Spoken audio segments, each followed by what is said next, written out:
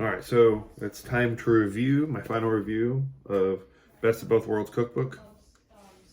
So yeah, I've made several recipes on here. I put 5 of them on my YouTube to check it out.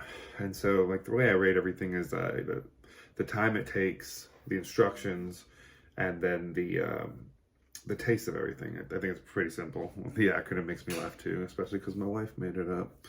So, but yeah, so overall, I was disappointed with the pot pie, but everything else came out really well. And the rice took a lot longer than I thought it should. I made something similar, and it was much shorter, but I didn't put as much fluid in there. So it took 25 minutes on the one I made.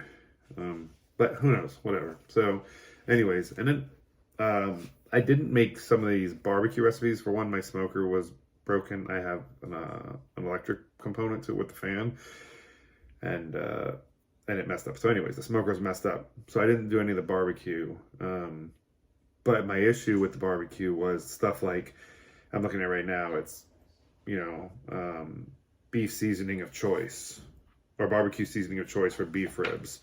If you look at like smoked barbecue ribs, it's barbecue sauce of choice, and then rub of choice.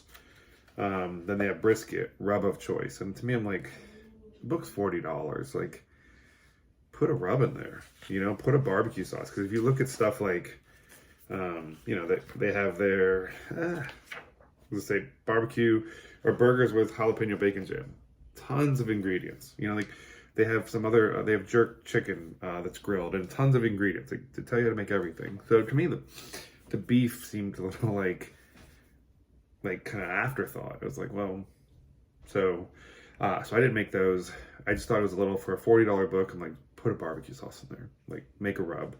So yeah, so overall, there were 2 recipes that had some issues with the instructions. That was the pot pie where it says you needed 4, and then it didn't really cover if like they wanted you to put 4 crusts, and it didn't really cover if they wanted you to do a top and bottom crust. I did top and bottom crust because that's how I would have eaten it. And then it didn't really cover like how long should you let it cool. Like, so I let it cool for 15 minutes, I think. And it was definitely not long enough because it was very runny when it came out. And then the rice was an issue, and then the pasta had an issue with the seasoning because it said use Creole seasoning Cajun rub, but they didn't give a Cajun rub, so that was a little iffy.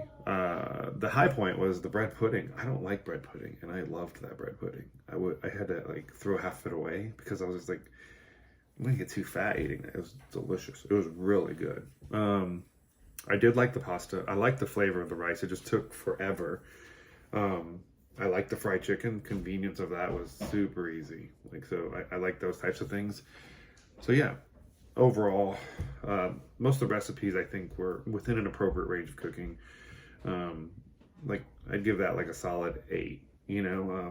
Instructions, maybe like a 7. Because like I wouldn't even make the barbecue recipes because I'm like, I don't want to just go buy a store-bought.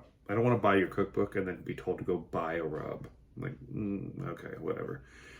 And then I had issues in the couple recipes I did myself. And the taste though, I would give it a 9. Like realistically, like it was good. The recipes were good. So there's a few letdowns, like, but the pot pie was a little bit of a letdown.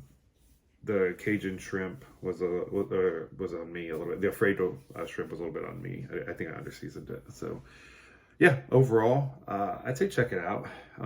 It's not my favorite cookbook, but it's a good cookbook. I do wish it was a little cheaper. I think for $40, it's a bit steep for some of the stuff, but there's some interesting recipes in there too that I'll probably still try in the future. So yeah, I would definitely recommend it. Hope you guys dig it.